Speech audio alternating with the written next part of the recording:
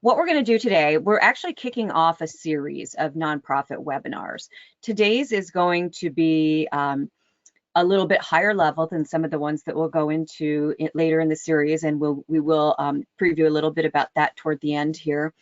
But what we're really doing is we're trying to touch on this situation that a lot of nonprofits have, where they're using multiple applications across their operations. So they may be using one software for accounting, something for fundraising, volunteer management, program management, client relationships, distribution, all kinds of things.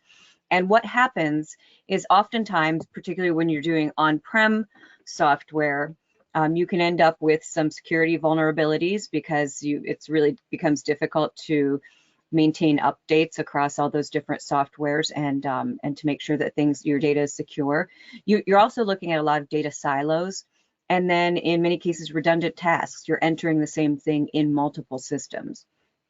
So what we're going to do in this series is just look at how Microsoft's cloud-based solutions, and I'm saying Microsoft's cloud-based solutions as opposed to just Business Central, because we're going to also look at some of the other elements of the Microsoft stack, so the Power Platform in particular, but also things like using Excel more easily within Business Central, or being able to take advantage of Outlook as well, or even Teams. So there's a couple of other areas that we're going to touch on. But we're going to take a look at how those things can be leveraged for our small and medium businesses. Or our nonprofit organizations, but that small and medium business software is not just small and medium business, but also useful for nonprofit organizations. The big thing here is that the software as a service world, or the cloud software, it reduces the need for your internal IT staff. But the big benefit for nonprofits is that the licensing, or the bigger benefit is that the licensing that Microsoft provides for nonprofits is really, really good. It's a very cost-effective solution in terms of nonprofit or NGO.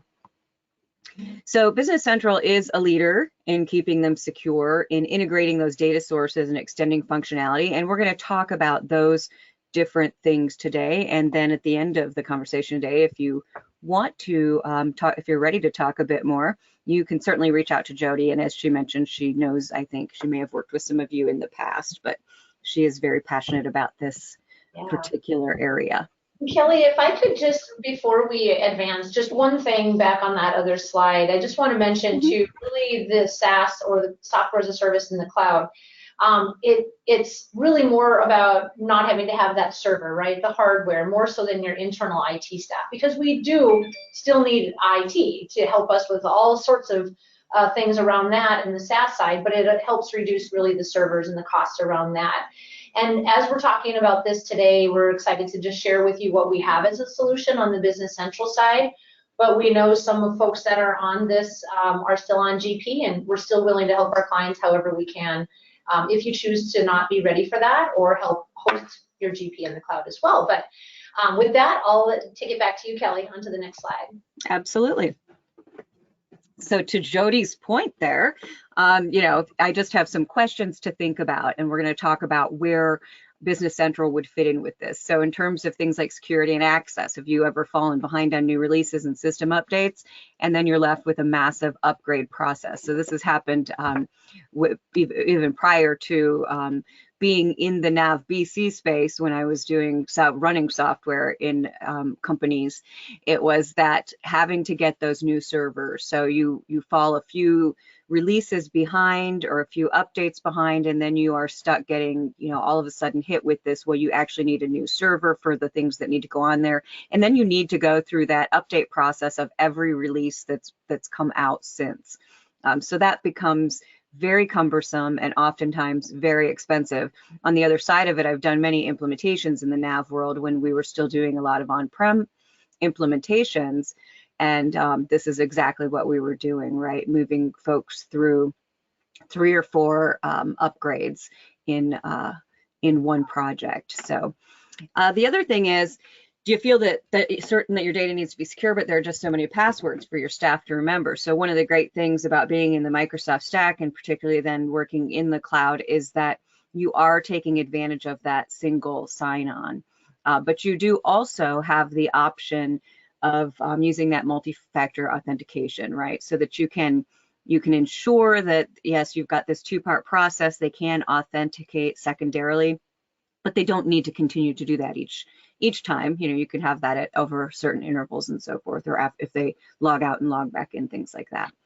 And then some of the other things are users being able to work remotely. So a lot of times when you're looking at situations with software that's on-prem, a lot of times that software then is going to be specifically on a computer, on a very specific computer, or users have to jump through a lot of hoops to be able to log into the software that might be sitting on a server somewhere in your organization. So one of the things that the cloud-based software does is allow users to be able to work from wherever they are.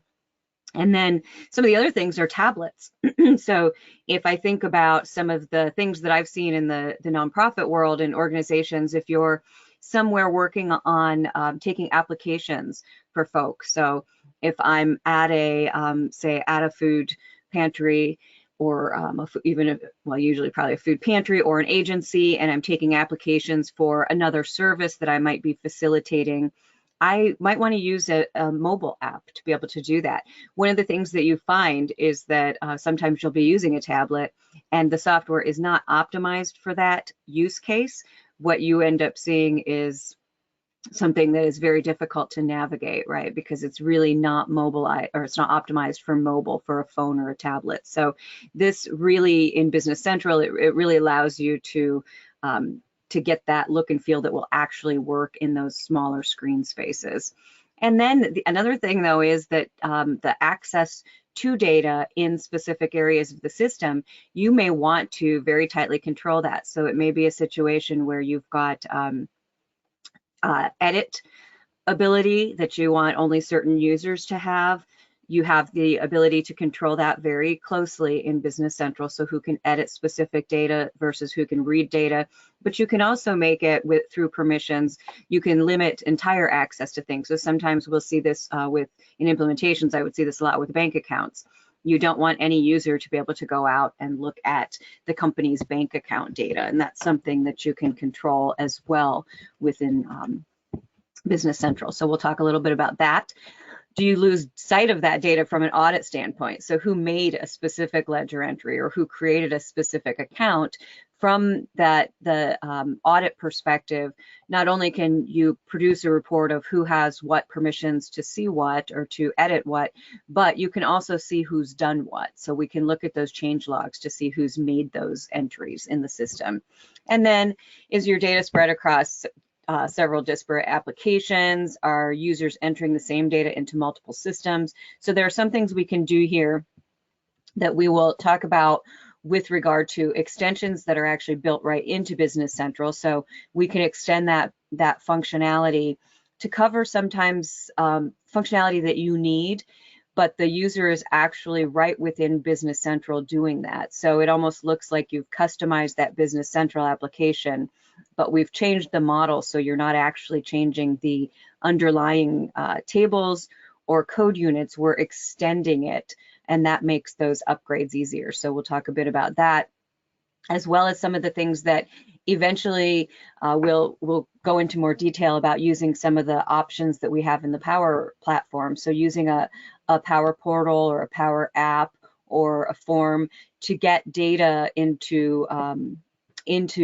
Business Central that may come from another system, or even using a workflow to take data from one system to another system, so we can eliminate some of that redundancy. And then finally, this is probably one of the biggest ones that I see with the clients that I've implemented, is having an enormous amount of data, but you don't really have a lot of information. So data needs to really be cultivated to turn into useful information. If it's just sitting out there, it's not really doing you much good. So over the course of this series, we're going to talk a lot about some of the options for reporting, the options within Business Central, and even some analytics options within Business Central, as well as what can we do outside of Business Central using a Power BI dashboard that allows you to create some really great visuals of that information. So that's one piece of it that that we'll want to go through as well. And then, you know, just even being able to get that information out into Excel and do some analytics that you might want to do. We'll also talk some about being able to see that information in Teams. So we have great options for being able to share information at a read-only level with Teams users. So we're going to talk some about that today, and then we'll talk more about that as we dive deeper into these topics in upcoming sessions. So those are kind of two things, or the two areas that security and data are two of the areas, real big areas for discussion during this session. And for now, I will just pop right on over here to my demo so that we can dig in. Again, please feel free to put any questions over in that question area, and we'll try to touch on those. Hopefully we'll have enough time at the end to get through them. And then going forward, I'm hoping that whatever questions you have today, we can dig deeper into those. If nothing else, it will give us even more topics for discussion. So to begin with, I just want to talk about the general navigation in here. You're going to access Business Central through a URL. So you're doing this through your browser, and ultimately you would have this saved somewhere, bookmarked, that kind of thing. And you'll just come into this. And this is going to work with, I think I'm in Google Chrome, but you could be using Firefox or a variety of browsers. But that is how you will get to it. I can have multiple Business Central environments open at the same time, or multiple tabs open, I should say. This is the same environment I'm in, so you'll see I'm looking at community resource partners in both of these, but I can have multiple tabs. And a lot of times folks will use that back in the nav days. It was when you have it on your desktop, you could certainly open multiple sessions, but you had concurrent user licenses, so then you were using 2 sessions anytime you did that. So this allows you to do that because you're a named user license, you can open it as many times as you want. Sometimes that's done if you have multiple companies as well. So I may have community resource partners, but I may have things that are set up as multiple companies within the system. So I can create multiple companies. It's the same license cost. So I can have, and a lot of time, I do see this a lot with nonprofits in particular. You might have a variety of companies or organizations that you're kind of rolling up to something in a consolidated fashion, but you have multiple entities beneath it. So I could actually have multiple companies open at the same time. And to do that, I'm just going to my settings. And so while I have community resource partners open on one, I could actually have another company open elsewhere. So I could say, yep, this other company that's open is going to be my Cronus USA, INV large. And so now I've got 2 tabs with multiple companies. And again, it's really no impact on licensing or anything like that. I'm still able to open both of those at the same time. So while that guy is finishing, I think when I have a webinar going, it's a little bit slow on my side. So from here, what we have is a role center based on my profile.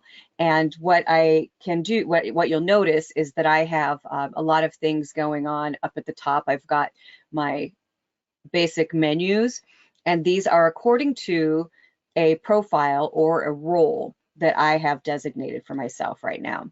And that's what's controlling what menus I have up here by default. That's what's controlling what bookmarks show up here by default. A couple of things to note about that. I can add bookmarks. So if you look at this one, for example, this GP company migration configuration, this is one that I actually added as a bookmark, and you can actually take that off. If I say I don't need to see that, I can just click on that, and that will remove that from my bookmarks that I have up there. Oops. Oh, nope. I don't want to control my data migration right now. I want to just get out of there. So that took that out of those bookmarks for me. So anything that I want to save up here that I'm going to access regularly, again, I can just go and click on that little bookmark to get it up here. And then I can also pin this if I want to, or unpin it if I want it to just be kind of this straight line menu and then expand, or I can keep it there like that. Down below, you're going to have things called actions. The actions, of course, are going to depend, again, heavily on what profile or role you have in the system. Right now, I'm set up with the accounting manager role, so I'm seeing things an accounting manager might do. I'm not seeing anything like creating a new sales order or creating a new purchase order from here, because that wouldn't typically fall into my role. I can certainly add that functionality with a bookmark, but down here I'm seeing the things that I might do over on the accounting side, which would be credit memos. So then when you see the plus, that's going to create a new document. When you see this arrowhead, that's going to take you to that entity. So I can go to my list of cash receipt journals, payment journals, things like that, or directly to the journal if there aren't multiples. And then over here, when you see something with an ellipses with it like this, like in my find entries or my create finance charge memos, these are going to do one of two things, like create a, if I'm doing a create here, it's going to run a batch job. Or if I needed to do the exchange rate, right, adjust my exchange rates, that's going to run a batch job that's going to do that for me. Find entries, on the other hand, is going to allow me to specifically pull up a document and look for entries, any of the entries related to that document. There is also a new search that I don't need a document number or anything like that to work with. That's more of a global search within the system. And that one's just not showing in this particular menu right here. Below that, you have insights. This is going to be, there are a couple of things you'll have: activities and then reporting information. So I can look at finance performance here. I have a variety of charts that I can go to for finance performance. So if I want to look at something else in here, I can certainly always select a different chart if I want to. And then over here, I've got things like trailing sales orders. I have options within this. I can look at the amount versus the number, that kind of thing. You can always, in these areas, click through to see anything. So if I need to, if I want to actually, I can hover and get that general information. But if I want to actually get into that list of what's behind that, I can get to that here. And then, of course, I've got my cash flow forecast over here. This is a part of something new that Microsoft has been building into Business Central, which is machine learning. So there are a few areas in the system that you will see this. The cash flow forecast is one area. You do have options in terms of how you have it set up. So if you go into, for example, the cash flow setup here, I can see that I can actually choose the model that's being used, as well as, so in this, the time series model, how many historical periods I want to look back, what kind of horizon I want to use. So I have some options in terms of how this is going to work. But really what it's doing, and obviously my accounts are in there, what it's doing is it is using machine learning to make those predictions. Two other places in the system you'll see that are a sales and inventory forecast right now, and a late payment predictor forecast for the sales side, to look at, you know, what customers are likely to be paying late on things. So those are a couple of areas where we've got the machine learning in the system now. I have no doubt that they're going to be expanding that in upcoming releases. And then in our activities area here, you do have some things you can get to quickly. So these are going to be things based on what you would most likely be doing in your role. So if I need to get to purchase documents that are due, I can click straight through to that and see, okay, what am I late on, and so on and so forth. So I can see I've got these 5 invoices that need to be addressed. With this, you'll notice this is in yellow. You can actually manipulate these cues to be various colors depending on depending on what threshold you think should be there. So if I have things that are due today and I say, you know what, I want that to be red, I can go to my queue setup and I can update that. So just a little bit about that. I can update those thresholds. There are other places in the system, and I do like to point out, we're just seeing some queues out there, but there are a lot of queues that we have in the system that you can work with. And again, set the threshold to change those colors for what you think, where you think they need to be changed. So that's a little bit about here. I've got one thing I like to point out is user tasks. So when we talk about things like workflow, one of the things that you can do in the system outside of workflows that are tied to approvals or that are tied to notifications for folks, you can actually use user tasks to control a sequence of things that needs to occur, right? So I can actually set up tasks. I could start this at the beginning of the year, and set up a series of tasks for all of my month-end tasks, right? So I might put all of my month-end tasks in here. And what I'm going to do for these is I'm going to set them up with a recurrence. So I can say, you know, trial balance, aged AP, whatever I need to do on a monthly basis based on my operations at my organization. And then I come in here and I say what recurrence I want to set it up with. So this one is already set up with recurrence, so I don't have to, but I would put in the, you know, first date of the month or whenever that needs to be done. I would set it up with a recurrence of monthly, if it's monthly, but if you have a task that needs to be done weekly or daily, you can certainly put in, you know, weekly, daily, annually, that kind of thing. And then how many times? So I would put in 1 month and I would put in 12 times. And that is going to set up that recurrence for me so that I will have that in the system. I can assign my tasks to individual users, and I can also assign those tasks to groups. So I may have things that I have an entire group that might be handling something, or I may have a specific user. So that's an option there as well. You can set priorities and so forth. And then you can also link to things. So if I look at this trial balance task, I may actually want to link this to, say, a detailed trial balance report, and that way that's going to be sitting there. I can then from this task list go to that task item, and it's going to take me over to run that trial balance report so that I don't have to go look for that.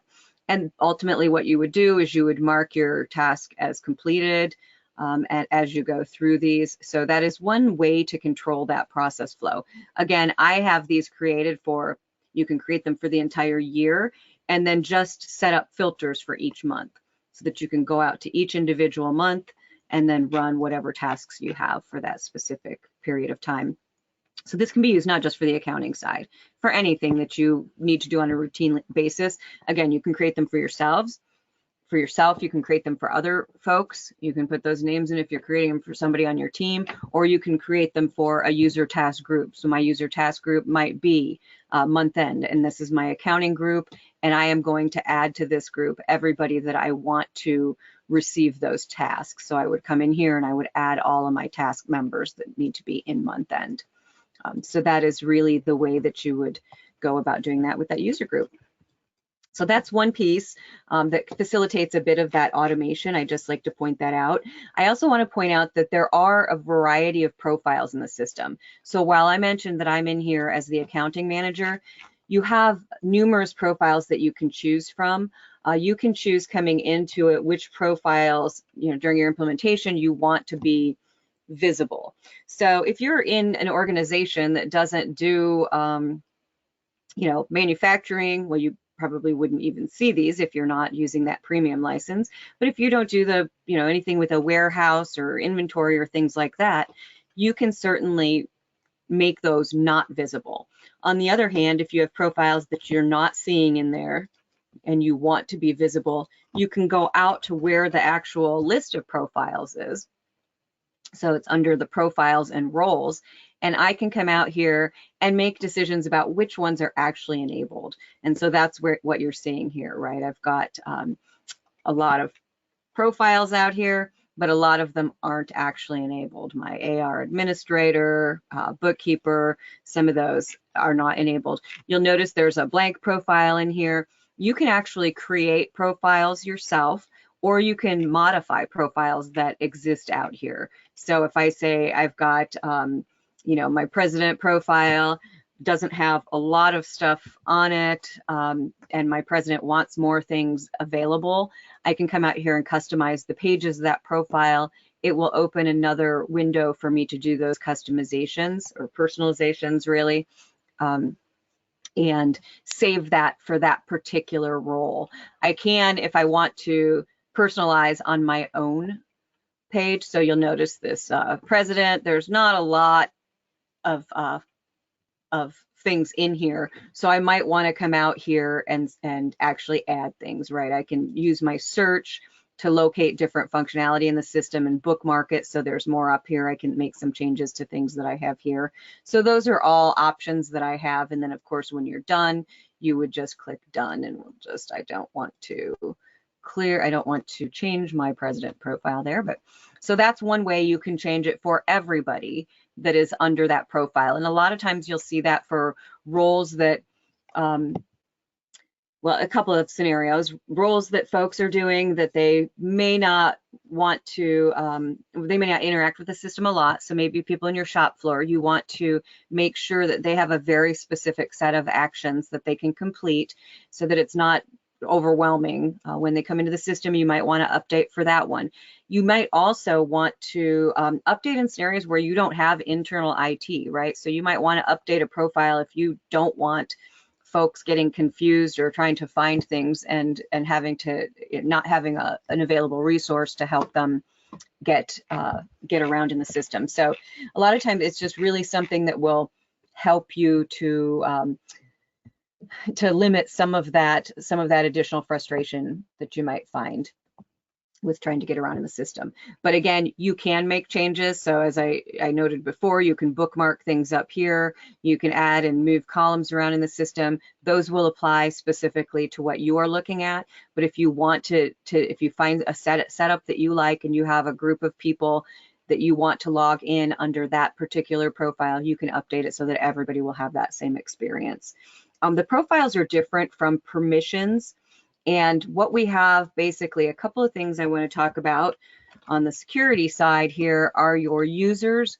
So you do have the users in the system. The users are going to come to the system directly from your Microsoft 365 platform. So anybody who has that, in this case, stoneridgesoftware.com, that domain, those would be people that would be eligible for it. What I do on that side of it is I actually say, yes, this person needs to be a Business Central user.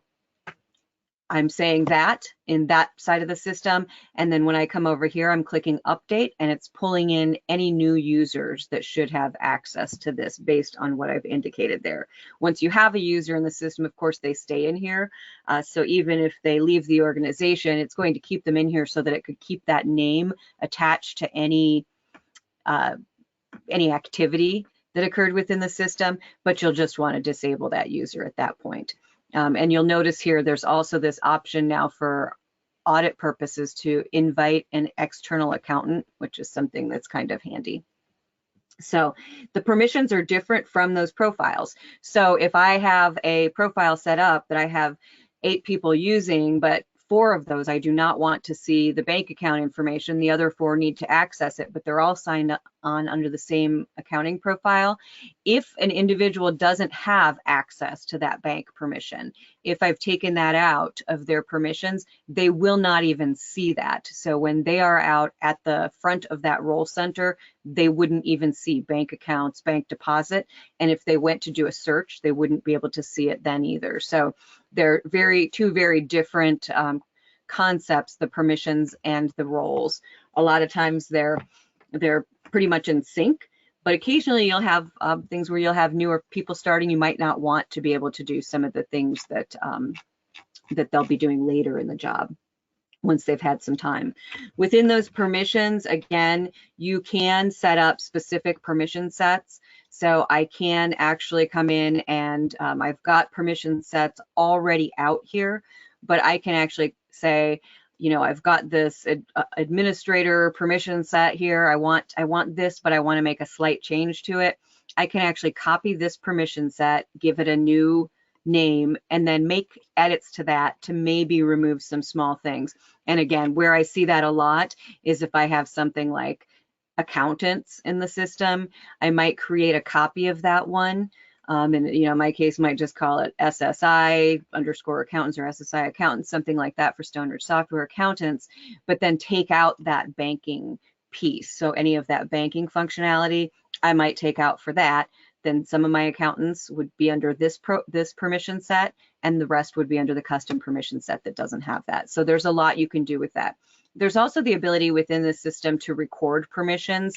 So one thing you can do is when you are going through an implementation, as you have users going through some of those things that they are doing in their role in the system, you can actually turn on a recorder so that it will capture exactly what permissions that specific user needs for their position. And that's a kind of a good thing to do when you're going through, say, conference room pilot, for example, where you'll have the specific people or through user acceptance testing, where you know that those people will be going through their specific tasks in the system. So just like to point that out. One thing about Business Central is that it is, because it's a cloud-based software, you're not, as I mentioned, managing those updates or those releases. What will happen is 2 times a year, Microsoft puts out a big release, right? So that's where they're doing some minor tweaking on things, but also introducing some new functionality every time, which is great. But what you would see in this particular window is the available update version. So when is that, what is the version number? When is it going to be rolled out? When will you be scheduled for? What is the update window? That kind of thing. And so you would see update will start on or after. You'll get the date. Here's the window of time. And then you can come out, actually, if you need to make changes to this schedule, you can actually work with your implementer or your either your support person to do that, or some organizations actually come out here and they'll just control this themselves too, which is also possible. So you don't necessarily have to work with the support team on your update, but you'll have updates to your sandbox version in advance of the update to the actual production environment, and that will give you time to go through the system and make sure that everything works in case you have any customization in the system. What you do have, a couple of things to keep in mind are you have new features that are being introduced. So Microsoft will actually introduce features oftentimes in advance. So you'll see under feature management that we have certain things that aren't, a lot of things that we're showing here aren't going to be available until Q4 of 2023, and some things that are even Q4 of 2024, right? So these are things that are going to be available this is going to be the next April release. This is this September, and then of course the September of 2024. So these are all features and functionality that will be available out there, but this gives you an opportunity to actually try these features in advance, which is really useful if you are, well, if you have time at some point of the year, that's better than later. It's kind of good to get out and try some of these things before you reach that point where they're going ahead and putting the updates into your sandbox. So feature management is great, and it's, you then can keep them turned on and keep using them, which is really nice. So that's part of the feature management. Another piece I like to point out is the extensions. So it used to be that we would come into the system and we would customize the system because we needed it to make it work for what we were doing. But that's a little bit different now, because when you have SaaS-based software and those updates are getting rolled out, you need to be able to be sure that that whatever you have in the system beyond what's typical, that it's going to be upgradable. And so to do that, you're going to actually use the extension marketplace, because these are extensions that are created by companies that really have a strength of experience in customizing for originally Navision, Nav, and now for Business Central. And what you can do is, you'll see we're at 3,735 applications specifically for Business Central. So these are all applications that have been designed to extend the functionality of Business Central for different purposes. But you can come in here, and if you needed to narrow it down to, for example, you want to be able to do your payroll through Business Central, you can come out here and look at, okay, these are all the options that are available out here in payroll. Of course, you'll want to pay attention. This is Latvian, so it will tell you when you go into the extension, what localizations it's for, if it's for a different country and so forth. Some of those are going to be free. If it says get it now, it means this is free. So this Ceridian integration is free for the transaction integration. Some have free trial, and then some will say something like contact me, which means it's a little bit more complex. But these will all be things that you can be fairly certain will be compliant when that update by Microsoft is released. So I do like to point out those extensions. It's very easy, then you're just clicking on the get it now or the free trial button to implement those. And then if you need to, and that's all you do, it's going to put that right into your Business Central environment. It's going to update it.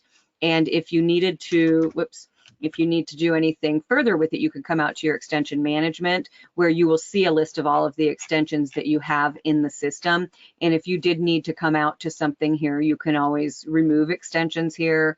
or uninstall them, refresh them, that kind of stuff. So that is one thing I like to point out on that side of it. Again, the personalization is done through your cogwheel and personalize. So where you saw me put that bookmark in, I can also come in here and take things out of the system this way as well, or move things around. If I want to show my job queue, it's available here and it's not showing, I can click show. If I want to hide something, if I say, you know what, I'm not concerned about the sales orders, I can certainly hide from here as well. But you can, as you probably saw there, come out if you wanted to and clear all personalization. So that's something also I like to point out, how easy it is to personalize. And then I guess the only other big thing, since we're going to run out of time in a minute or so, I like to point out that you can use all of this with, for example, Outlook, with Teams, and we're going to go into a lot more detail about some of this in upcoming sessions. But I do like to point out things like, if I have my Outlook here, I can use something called Contact Insights. I've got some Business Central linkages, and there are a variety of places in the system where you'll have this. But this is going to connect directly to my Business Central and identify who that email on that, is associated with. And that one I was going to make a quick show you. But this is saying right here, hey, you've got, in this case, a new sales order. It's pulling up the exact customer based on the information I have in BC. So we'll go more into this in an upcoming session to talk about how you can actually much more easily use Business Central directly with your Outlook to do some navigating there. We'll also talk about how it works with Teams as well, because you can actually publish this Business Central directly to a Teams channel. So that's something that we will go into a bit, and I was going to show it, but I might not be able to get to it very fast. There it is. And so you can see right here my all of my Business Central directly from this channel. So I can publish things to Teams so that those users, those Teams users, don't have to have a Business Central license to be able to read information from Business Central. So that's another thing I really like to point out, because this is right within my Teams. I've got a channel set up. They can actually access this without using Business Central.